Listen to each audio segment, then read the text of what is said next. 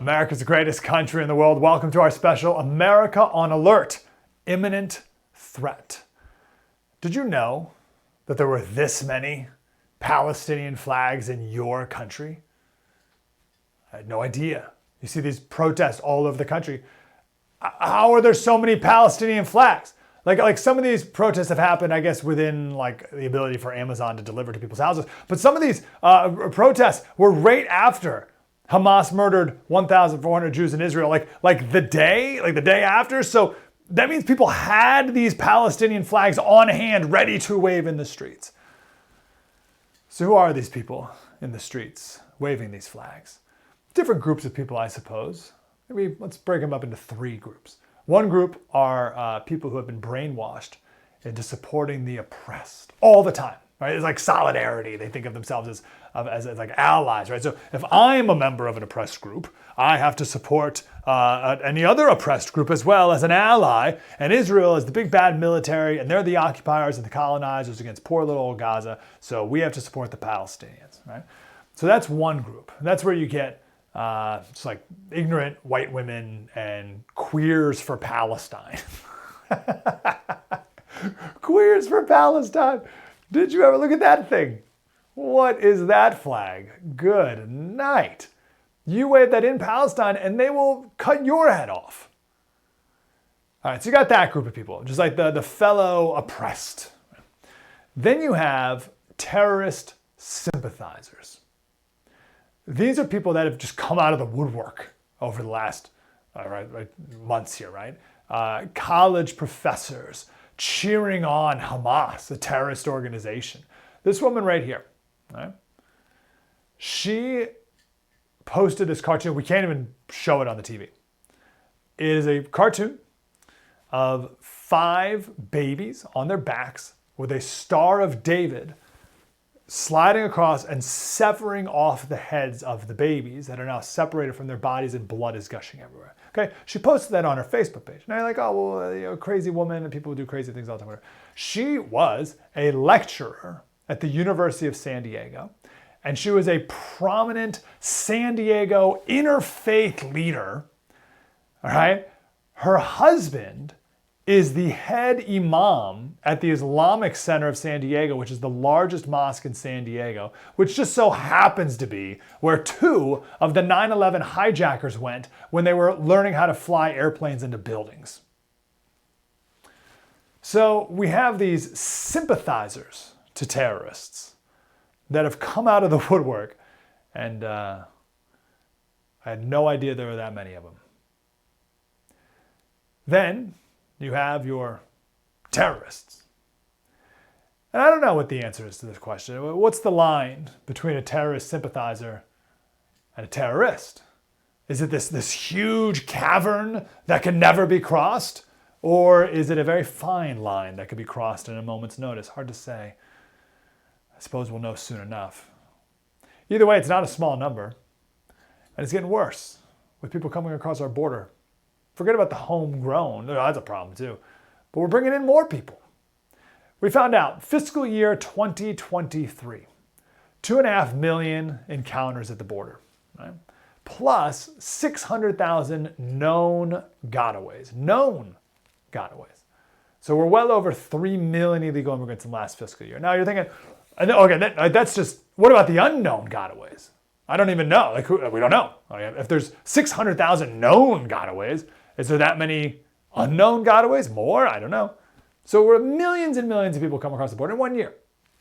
Right? That doesn't include people who are here on an expired visa, which is about 60% of the people who are here illegally are here on an expired visa. Now, they didn't come across the border. They flew in with a visa and they just stayed over. It's 60% of the people here illegally, right? That's how the 9/11 hijackers got it. Okay, so not all these people are terrorists. Right? Let's say there's 3-4 million people who come across our border. They're not terrorists. Okay. Because some are from whatever. Peru. But we have a number for how many people could be terrorists, a closer number, more accurate number. Last fiscal year, there were 73,000 people who were caught at the border, who are what we call special interest aliens. These are people from countries with known terrorist ties, like Middle Eastern countries, Somalia, Yemen, places like that. 73,000 of those. On top of that, we caught 150 people who are on the terror watch list. They're already on it. Right? So the 73,000 are people who could maybe should be on it, or who knows what they really believe, and but we have 150 people who are already on the watch list that we caught. We don't know how many we missed. What are we doing here? Why would they, if you are on the terror watch list, why would you want other than to commit terror? They want to work in the strawberry fields? They want to come make a better life for themselves? They're giving up their life of terrorism in Somalia, and they're coming here to America to start a family. What are we doing? Why are they here? What was their plan? Well, the head of the Department of Homeland Security went in front of the Senate and pretty much refused to answer any question about this, about people coming across our border, about known terror groups, saying that the Homeland Security takes appropriate enforcement action. One of the senators asked the head of, Mayorkas is his name, the head of Homeland Security, if he would provide a list of the countries of origin of the people who have come across who are on that terror watch list. And he said that data would be provided at, quote, an appropriate setting, meaning not a public setting. So it leads one to believe, and that's the theme of our special here, this word sleeper cell. It's been a while since maybe you've heard this word sleeper cell. Is it a real thing? A sleeper cell? And if it's real, is it a real concern? We'll talk about that with some of our wonderful experts coming up next. How much have these sleeper cells infiltrated America? We'll know one day. But we now know more than ever how many of these people, at least sympathizers, have infiltrated our systems. From academia, as we just talked about, to the media. Do you remember the story of the rocket that was launched out of Gaza and it failed and it hit the hospital in Gaza and everyone in the media blamed Israel for it? Remember that story, right? One of the CNN authors of one of those stories, I was like, oh, I wonder who this person is. Her name's Hannah Sak-Noor. And I just went to her Twitter profile and it's right there. She has the Palestinian flag right in her Twitter bio. The intellectual rot is deep inside of our country already. And they've been pushing this on our kids for a long time now. Recent poll, I believe it was Harvard, 51% of young people, 51%, 18 to 24-year-olds, think that what Hamas did was justified. And people kept focusing on the young. Can you guys throw that up one more time? People keep focusing on the young people, 18 to 24. But the next bracket, 25 to 34, it's 40, was it 48? 48! It's not much better. Gosh. Has our culture changed so much that that's just it? That's who we are now. Do you know what I mean? Like 9/11 was a shock when it happened. It was a total shock to most people. It was to me. I guess maybe now if something happened, if there was a terrorist attack, maybe we won't be shocked when it happens. Is that a consolation? I don't know. But gosh, we've forgotten so many truths. We've just forgotten it. Quick sidebar. We talked about this on my podcast the other day, Politics by Faith. I'll just do the very quick video. So Joshua and God parted the Jordan River, right? And Joshua and the Israelites walked across to the Promised Land. And God told Joshua to get 12 stones and make a memorial of this event so that your children and grandchildren will see the memorial and ask, what are these rocks for? And you can explain to them all the things that God did for you, God did for you, right? And they did. And the book of Judges, the next book, the book of Judges, says that everyone was going great. Everything was going great when Joshua was alive and the elders were alive and they were obeying God and they were following the commandments of the Torah and everything was wonderful. And then the rest of Judges, Judges 2, everything goes to pot because Joshua dies and the elders died. And while they were alive, the people of Israel served the Lord all the days. But then the elders died. And Judges 2 says, there arose another generation after them who did not know the Lord or the work that he had done for Israel. They forgot. And then they just kept on doing again and again and again what was right in their own eyes, disobeying God, and it went very poorly for them. And it's because they forgot. They forgot what they had. They forgot what was important. They forgot who they were. And I fear that that is who we are. I mean, listen, when you got 48%, you got half of people, 34, and 34 is like pretty old. So it's like half of 34-year-olds and under are like, you know what, Hamas got a pretty good point. And they were justified in murdering babies. And I have a sinking suspicion, I hope this isn't true, that if there was a terrorist attack in America, I feel like half of Americans would be like, you know, that sounds about right. I think that's okay. We have been pretty bad, you know. Like if 9/11 happened now, I think half of Americans would be like, you know, Osama bin Laden has a good point. And it's because we totally forgot who we are. We forgot what's important. This is why Reagan's line, freedom is a fragile thing and never more than one generation away from extinction. Like that's what he meant. That's true. Like that's what happened with the Israelites. They forgot. And Reagan said, those who have known freedom and then have lost it have never known it again. And we're at a tight spot right now. And when there is a terrorist attack in this country, I don't know how we will react to it. If we have completely lost sight of what we're defending and who we are and what makes this country special, then we will not react well. So how big is this threat? We'll talk about it next, right here on the First TV. Spread the word.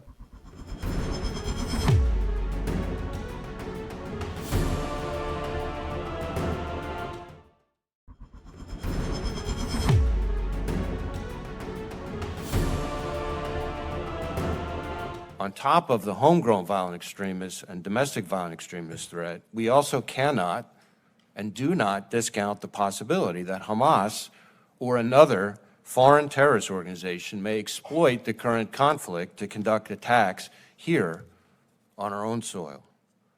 We have kept our sights on Hamas and have multiple ongoing investigations into individuals affiliated with that foreign terrorist organization. It's the FBI director, Chris Wray. Dakota Wood is here. He was the lead operational and logistics planner for U.S. Central Command during the initial response to September 11th, 2001, which we talked a bit about in the opening segment. He's now the senior research fellow at the Center for National Defense at the wonderful Heritage Foundation. Mr. Wood, how are you, sir? I'm doing great. Thanks for having me on. I wish we were talking about, more optimistic, positive things rather than terrorists. I know. Here we are again. 20 years ago. I mean, gosh, you were in the thick of it. What's different about our country now than 20 years ago during 2001? Well, I think this is just a nature of people and human behavior, that after you've been dealing with a problem for a while, it becomes old, people become complacent.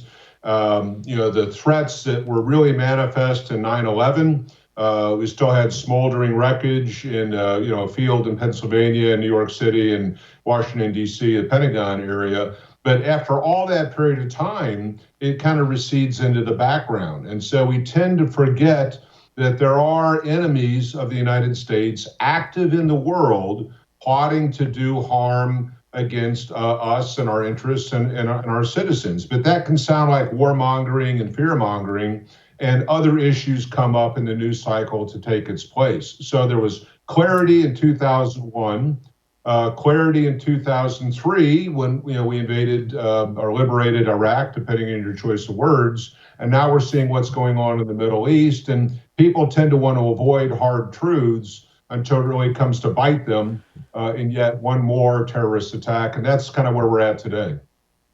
Yeah, that's right. How high, and you can use any scale you'd like, I don't know how people like you, smart people like you think about this, but how high would you say the threat is of a considerable terrorist attack in America? My assessment would be a 7 or 8. People will tend to want to go to the upper end of a scale, but when you do that, then there is no higher. You can't go to 11 or 12, right, on a 10-point scale. Yeah. When something really does manifest. But you all have been tracking the number of illegals coming across the border, how many are on the terror watch list, how many tens of thousands. are from countries of concern, meaning our authorities don't have somebody to talk to on the other end to run a criminal background check or something along those lines. So when you've got 120 or 150 known individuals on the terror watch list that have come across the border just during the term that Joe Biden has been in office, it's a very concerning thing. The nature of cells, right, sleeper cells, is that they're sleeper, right? They maintain secrecy. They try to hide their movements and the nature of their communications. Whereas on the defense side, meaning our law enforcement and intelligence agencies,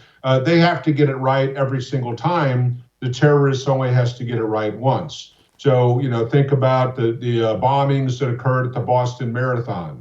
Think about what could occur at an entertainment venue here in the United States, or a music concert or a shopping mall. So when you have people who are undocumented moving around in the United States, you have the United States in support of Israel against terror elements like Hamas, it is not beyond the realm of possibility and even likelihood that there are groups in the United States plotting to do harm to the United States and our citizens. Why do sleeper cells still sleep? Or maybe flip it around. What would cause a sleeper cell to be awake and do something? Well, yeah, it's all timing and opportunity. So one, you have to get into the country. You have to be able to hide your presence or to merge inside the population in some way. I doubt that those on the terror watch list were heading to California for $20 an hour jobs at a fast food restaurant, right? They're here to do harm. So now you have to accumulate intelligence. You have to get the equipment, a munition or an explosive, develop your plan of attack, whatever that is. And then there's opportunity. Do you go out on a Saturday morning? Is there some big gathering? Are you actually responding to somebody in the Middle East? And maybe they want to hold you in kind of a holding pattern or in a sleeper sort of mode until some bigger plan manifests. Maybe Iran is planning to attack Israel. The United States would be there for Israel, but Iran would just as soon have something really bad happen domestically to distract the United States government and our citizenry. So there are all these variables at play. And unless you're inside that command structure and that planning element, it's really hard to know for certain what their timing and what their decision-making apparatus really is. Yes. And I'm thinking of, you brought up Boston Marathon. I'm thinking of what a terrorist attack could even look like these days. I guess it could be two brothers, like in Boston, or 18, it doesn't take a lot of people. 9/11 was 18 people. I don't know if we have any numbers of how many Hamas terrorists killed 1,400 in Israel, but it could be like a couple hundred guys doing like a full-on blown like big operation. Right? That'd be crazy. What are you thinking it could look like? Well, I mean, the possibilities ran that entire gamut. The more people you have involved, the more opportunity there is for leaks, for somebody doing something stupid that kind of gives away the plan out of some sense of bravado or whatever. They post something to social media that triggers some kind of an artificial intelligence driven algorithm looking for keywords or phrases or some kind of communications network, right? So the more people you have involved, especially in a coordinated way, the more risk the organization or the terrorist element runs. So the more effective way is to have very small, down to the level of the individual or maybe a couple of people that are operating almost independently.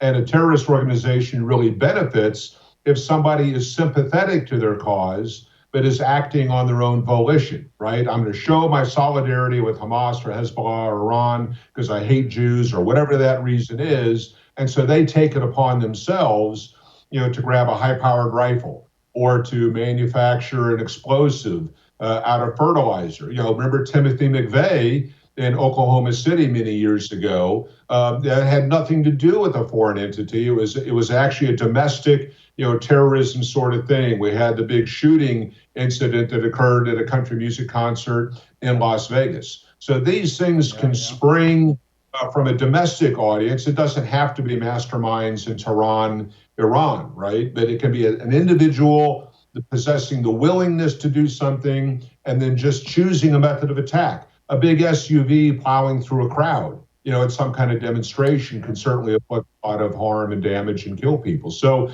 the possibilities run the gamut of the imagination. Let me ask you this bit of a philosophical question, Brett.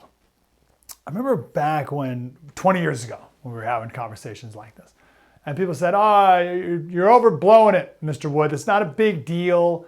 A shooting here or there, whatever. Cancer kills 1,000 times more people or whatever. Like, let's keep it into perspective versus other crimes and terrorism. Why is terrorism different to the psyche of a people, of a culture, of a civilization than other regular run-of-the-mill normal crime? Yeah, well, why are machine guns and mortar rounds somehow acceptable in combat, but poison gas isn't? Right? So and I'm not making light of it. I'm saying that there is this psyche, exactly what you're talking about, this psychological effect in terms of how the use of violence or force is kind of normalized and socially accepted or approved rule sets. So we have police officers that carry a firearm and can use that under the authority of law, but it's different for somebody to take the same kind of firearm and break into a home and shoot the homeowner dead in order to steal something out of the, a dresser drawer, right? So it's the application of violence in different ways. Nerve agents and poison gas and those sorts of things have generally been outlawed by most civilized communities, right? And yet everybody has missiles. Everybody wants fighter aircraft and bombs. So it's this sense of terrorism that it springs up unexpected, that it attacks people at their most vulnerable. If you're on a war footing, you're kind of expecting a uniformed, understood enemy to operate in certain ways. But when something comes at you from inside the community, and usually it is not striking at hardened targets like a police station or a military force, it's striking kids at an elementary school or shoppers out at the local grocery store. And there's just something wrong about that in this psychological normative state that we normally consider civilization and societies to operate within that sort of a framework. Yeah, absolutely. We got about 1 minute, sir. How do you recommend people watching right now stay safe on an individual, personal level? Well, it's sometimes we use phrases so often they become trite and nobody really, gives them consideration. But that phrase, see something, say something. You should know your community. You should know what's going on in and around a school or sports functions. And if you see something out of the ordinary, say something about that. Nobody's going to hold you, to blame for sending up an alarm. The vast majority of people are rational, reasonable, good folks. And if they're concerned about something, they should say that. So it's just individual awareness. In the DC area, we hear about carjackings and armed robberies and other sorts of crimes that occur at like 2 o'clock in the morning at some gas station or an alleyway. Why anybody is out walking down an alleyway at 2 o'clock in the morning is just nonsensical to me. It doesn't mean that they deserve to be attacked, but there is something about how we behave individually and maintaining awareness of our surroundings, being aware of our own personal security. And if you see something out of the ordinary, reach out to the local police officer or mention something to a family member who can take action on that. And so I think this individual responsibility and obligation, not only for your own circumstances, but for your broader community, is really the way to deal with these sorts of domestic problems when we get terrorism inside of our borders. Dakota Wood from the Heritage Foundation. Colonel Wood, wonderful to talk to you, sir. Thank you. Thank you. I'm grateful. In the name of the perfect storm that is our country right now, with political correctness today, I fear that if you do say something, you see something out of the ordinary and you bring it to police or whatever, you get in trouble for Islamophobia, as we were told. Remember, that was the biggest problem. Remember when the Nashville murderer killed a bunch of kids? We were told that the White House said our hearts go out to the transgender community for all the hate that they're receiving. And after Hamas killed a bunch of Jews, Kamala Harris lectured the country on the rise of Islamophobia. So I fear that if you do say something, you'll be accused of being Islamophobe or whatever. Coming up next, Mike Baker, host of one of the top news podcasts in the country, President's Daily Brief, former CIA agent. We'll talk to him next about these sleeper cells. Mike Slater, First TV, spread the word.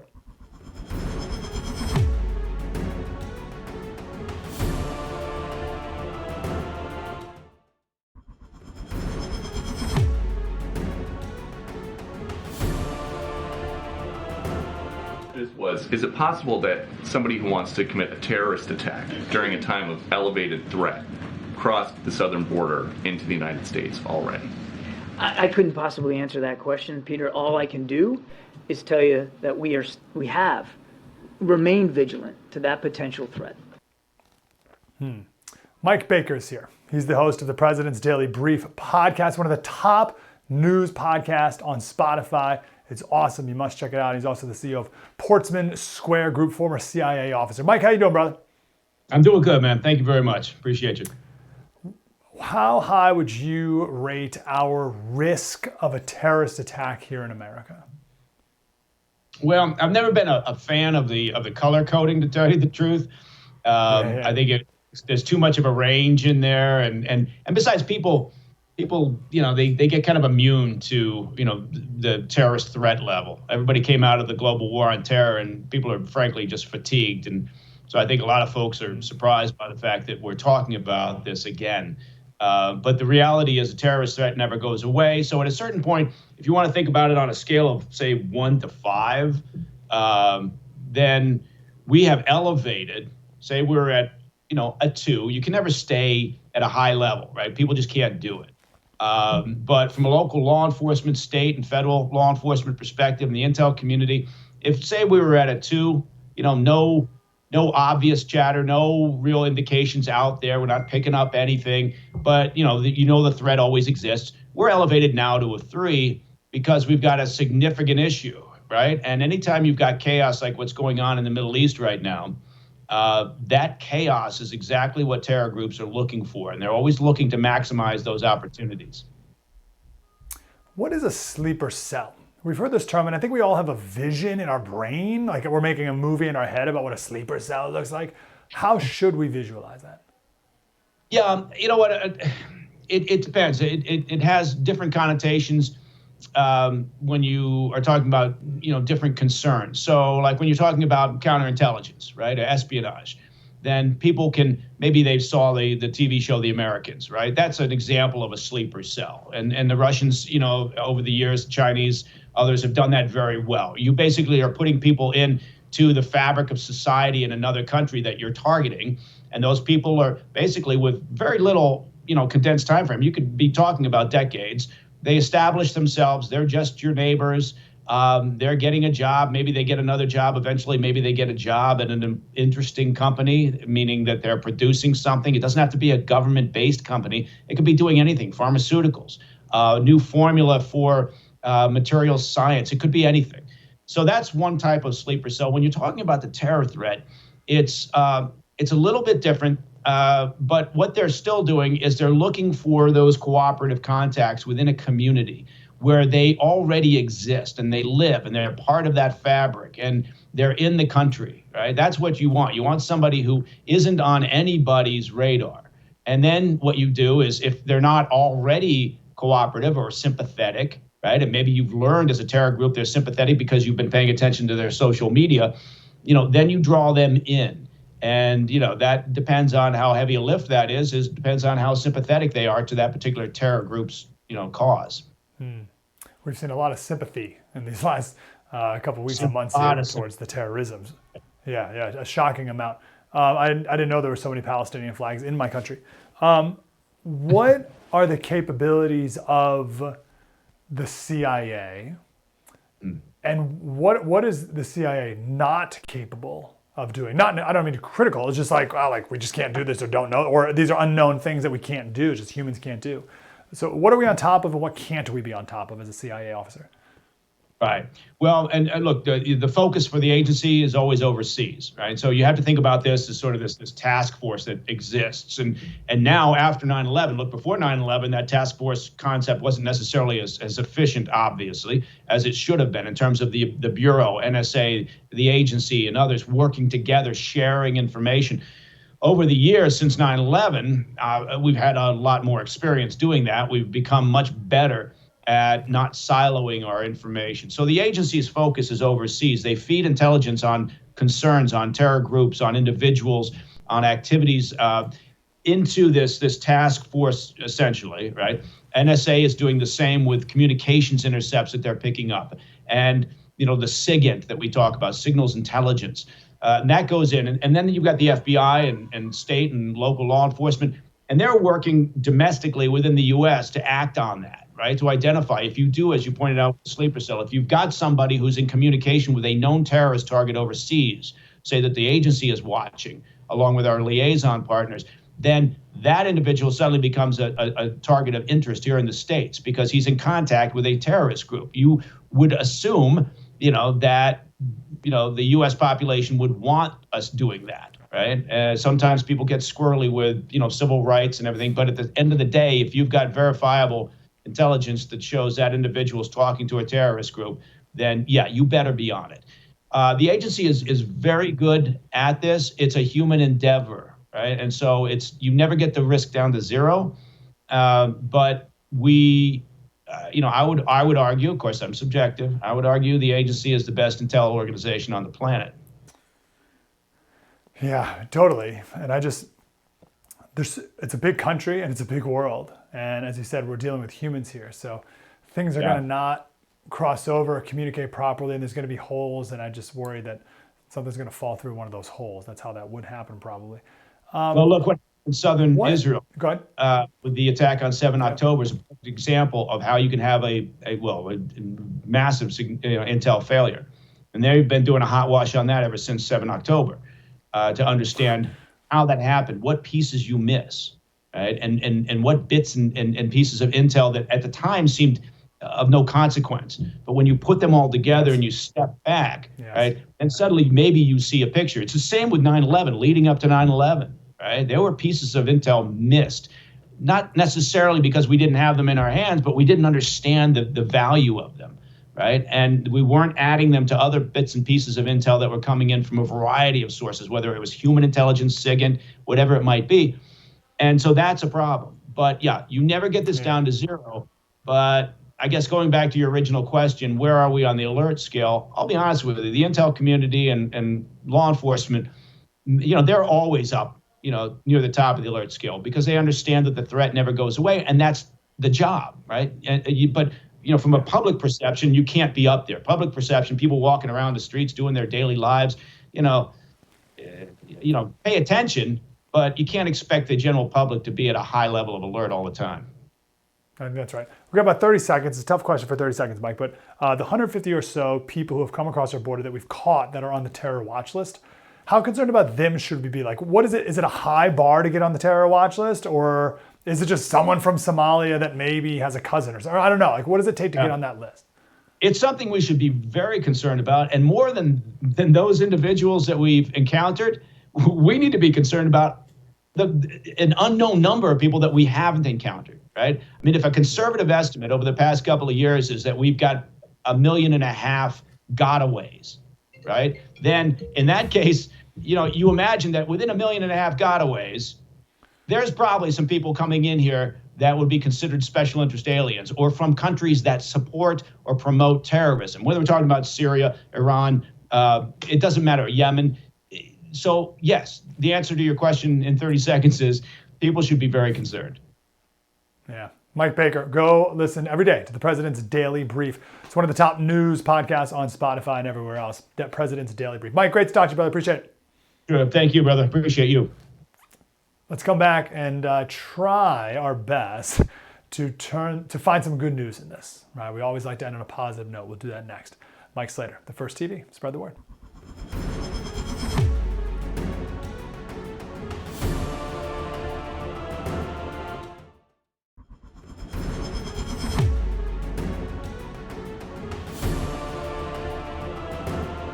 Welcome back to our special, America on Alert, Imminent Threat. Hopefully we've answered the question mark at the end of that title there. I want to try to end on a good note here today. I'm grateful you've been here throughout it. Alexander Solzhenitsyn, a quote attributed to him. He said, "The strength or weakness of a society depends more on the level of its spiritual life than on its level of industrialization. Neither a market economy nor even general abundance constitutes the crowning achievement of human life. If a nation's spiritual energies have been exhausted, it will not be saved from collapse by the most perfect government structure or by any industrial development. A tree with a rotten core cannot stand. People are too focused on how the country's doing based off its GDP. And that's good, right? We focus on, but it's the country's spiritual energies that matter more. We need to keep our spiritual life strong and healthy. Because if you're healthy, you're less likely to be infected with viruses, and there's plenty of those going around. I want to play this video here. So there's all these videos that people have been taking of sympathizers, as we talked about in the first segment, tearing down these posters across cities, mostly in New York City. So people in New York City will put up these posters and it says like kidnapped at the top. And big red letters says kidnapped, and then it's a picture of someone who's been kidnapped by Hamas, right? And some of them are children. And people will go down and they'll rip the signs down. They'll rip them down. Now they're doing broad daylight, and people will take video of them doing it, but these people are proud to be doing it, so the video doesn't matter. Now here's a video of a Muslim guy, I assume Muslim, tearing down these signs. Now notice that the original guy who's filming comes across like pretty weak. It's very like, oh hey man, what are you doing, man? And then the video cuts to just two central casting New Yorkers. And notice the difference in posture of the guy tearing down signs. At first, very proud, he's strutting around. And then with just a little bit, well, maybe more than a little bit, with some masculine imposition, he starts to cower. Here it is. Why do you rip it off? Why do you rip it off? Why do you rip it off? Put it back. Why do you rip it off? Put it back. Well, show me what you're holding. Yeah, keep it on. No, what are you doing? You know where they are right now? Do you have any idea where they are right now?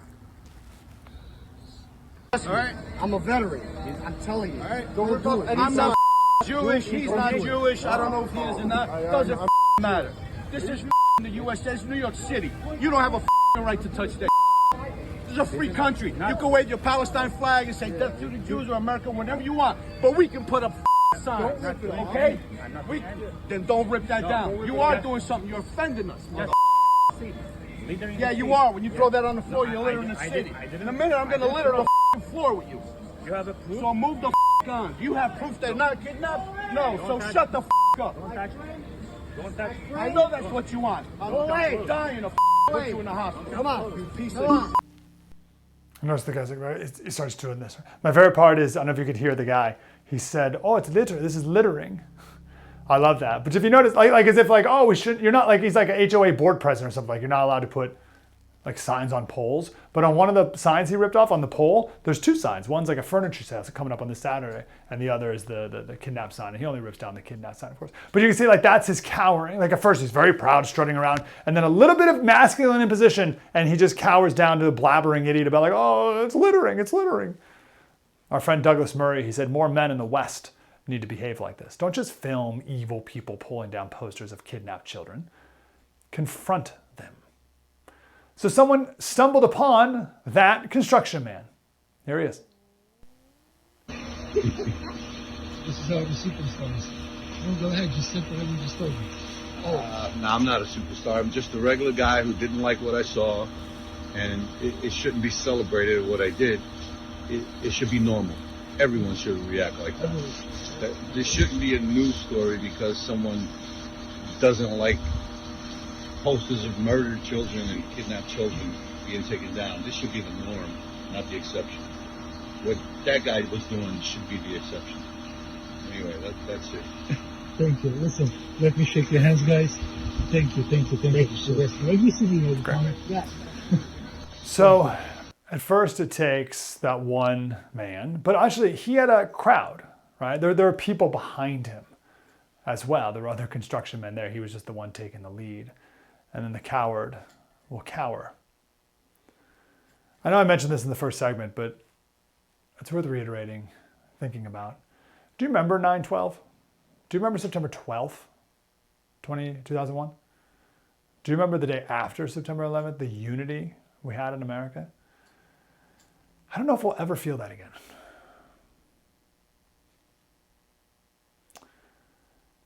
I think if it ever happened again, I think you'd have, 70% of young people think, George Bush, caused this. It was George Bush's fault, or we did this, and Osama had a pretty good, it kind of made sense actually. What in America is pretty bad, and we've done bad things wrong. I think you get a lot of that. I think you get if we had a terrorist. I don't know.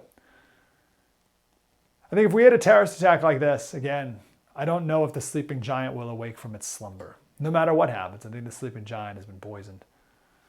Because the enemy has planted a virus inside of our culture that makes us tolerant of evil.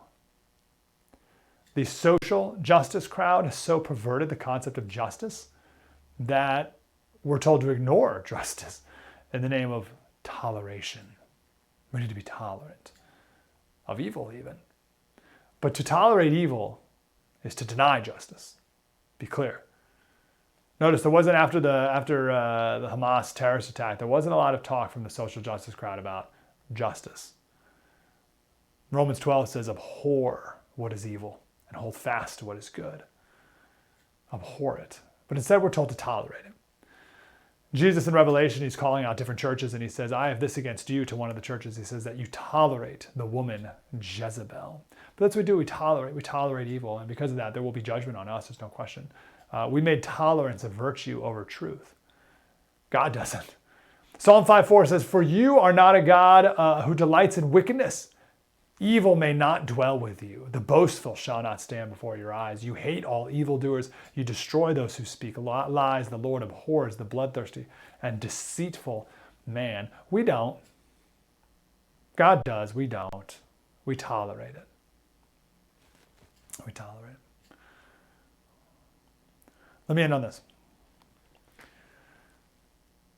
This has been a theme on our podcast lately, that God is always in control, because we need that peace. We need that peace of knowing that. Things seem chaotic and out of control, but we need to know that God is always in control. So this is seen in Acts 3. So Peter just rebuked the Jewish people, right? I was like, hey, you killed Jesus, right?